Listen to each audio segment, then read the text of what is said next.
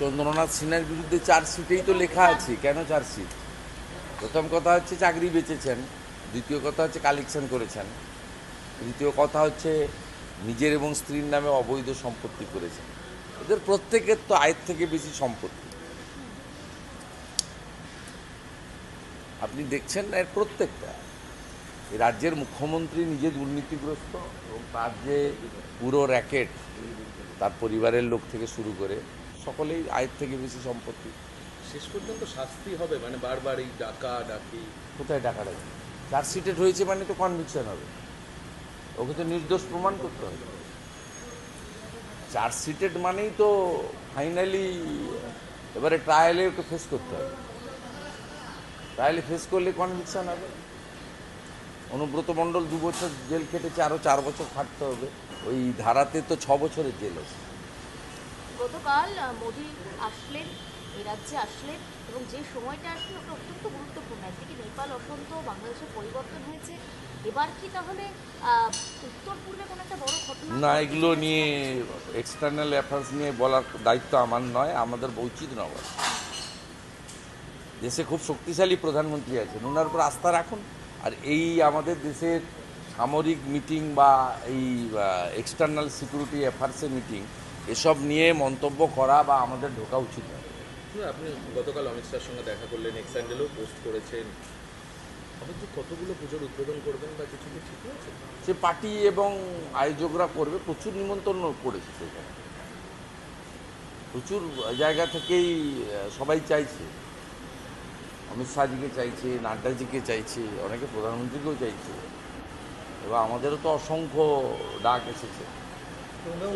আপনার সঙ্গে বেশ কিছুক্ষণ অনেকক্ষণ কথা হয়েছে। মানে রাজনৈতিক এই রাজ্যে যেটুকু বলার সোশ্যাল মিডিয়ায় বলেছি, বাকিটা আপনাদের জন্য নয়।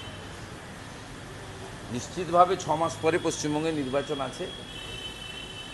উনি দেশের বড় নেতা এবং উনি মনে প্রাণে চান ডক্টর শ্যামাপ্রসাদ মুখার্জি যে বাঙালি এই দল প্রতিষ্ঠা করার পিছনে ছিলেন, মানে জনসংঘ থেকে ভারতীয় জনতা পার্টি, সেই ডক্টর শ্যামাপ্রসাদ মুখার্জির মাটিতে যতক্ষণ না পদ্ম ফুটছে, 20টা 21টা 25টা যত রাজ্য হোক না কেন, বৃত্ত সম্পূর্ণ হয় না।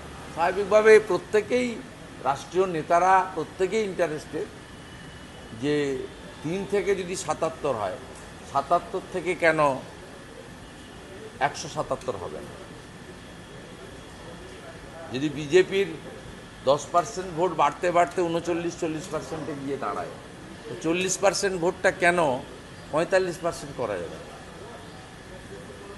এটা তো স্বাভাবিকভাবেই সকলেই ইন্টারেস্টেড, এটা তো বাইরে বলার জন্য নয়। মমতা ব্যানার্জিকে যেতে হবে 26, এইটুকু আমি আপনাকে বলে দিলাম। কোনো শক্তি নেই ওনাকে এই নির্বাচনে রক্ষা করে। গণতন্ত্রে জনতা জনার্দন শেষ কথা। আপনি ব্যক্তিগতভাবে বুম ছাড়া, ক্যামেরা ছাড়া, সাংবাদিক পরিচয় ছাড়া আপনি রাস্তাঘাটে বাজারে ডেকে 10টা সাধারণ প্রান্তিক মানুষকে জিজ্ঞেস করুন, যারা লুক বদল করেছে তাদের নয়। পশ্চিমবাংলায় একটা প্যান্টকে 3 বার সেলাই করে পরে এরকম যুবকের সংখ্যা কিন্তু অনেক, ক্রোড়স। আপনি ডেকে জিজ্ঞেস করুন যে রাজ্যে 2,15,00,000 বেকার, 9 বছর পরে এসএসসির পরীক্ষা হয়, তাও সুপ্রিম কোর্টের নির্দেশে। এই রাজ্যে মানুষ, পশ্চিমবাংলায় একটা প্যান্টকে 3 বার সেলাই করে পরে এরকম যুবকের সংখ্যা কিন্তু অনেক, ক্রোড়স। আপনি ডেকে জিজ্ঞেস করুন যে রাজ্যে 2,15,00,000 বেকার, 9 বছর পরে এসএসসির পরীক্ষা হয়, তাও সুপ্রিম কোর্টের নির্দেশে। এই রাজ্যে মানুষ পরিবর্তন চায়, এবং পরিবর্তনটা বিজেপির হাত ধরেই চায়, কারণ বিজেপি একমাত্র বিশ্বাসযোগ্য বিকল্প। তার কারণ বিজেপি পরিচালিত রাজ্যগুলিতে যেই ব্যক্তিদের দ্বারাই মন্ত্রিসভা নিয়ন্ত্রিত হোক না কেন, পুরো নজরদারিটা থাকে নরেন্দ্র মোদীজির। এবং নরেন্দ্র মোদীজির দেশপ্রেম, জনগণের প্রতি তার যে মমত্ব এবং একাত্মতা, এবং সর্বোপরি তার যে অনেস্টি এবং ট্রান্সপারেন্সি, এটা নিয়ে তার বিরোধীরাও কখনো তার বিরুদ্ধে কোনোদিন আঙুল তুলতে পারেননি, ভবিষ্যতেও পারেন।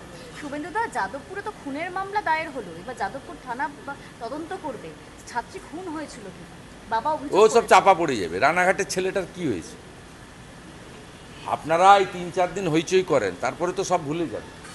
রানাঘাটের ছেলেটা এখনো বিচার পায়নি কেন? একটা তফসিলি পরিবারের ছেলে, ওর বাবা সাধারণ একটা সমবায় সমিতির ম্যানেজার। সেটা নিয়ে কেন করেন না? অত্যন্ত দরিদ্র বাড়ির ছেলে, একটা সাধারণ নিম্নবিত্ত বাড়ির ছেলে, পড়তে এসে তাকে র্যাগিং করে মেরে দিয়েছিল। আমি আপনাকে বলছি, বিজেপিকে আনতে হবে পশ্চিমবাংলায়, যদি যাদবপুরকে মূল স্রোতে ফেরাতে হয় এবং যাদবপুরের হিতগৌরব ফিরিয়ে আনতে হয়। প্রচণ্ড আবর্জনা হয়েছে এবং সেই আবর্জনাটা বিষাক্ত। বিষাক্ত আবর্জনাকে পরিষ্কার একমাত্র বিজেপি করতে পারে। উত্তরপ্রদেশ, আসামের মতো বিজেপিই পারে এখানে পরিষ্কার করতে, যেখানে বন্দে মাতরম গাইতে দেয় না, জাতীয় সঙ্গীত গাইতে দেয় না, জাতীয় পতাকা তুলতে দেয় না। সেখানে খুবই প্রয়োজন। ঠিক আছে, আজকের যে মিটিংটা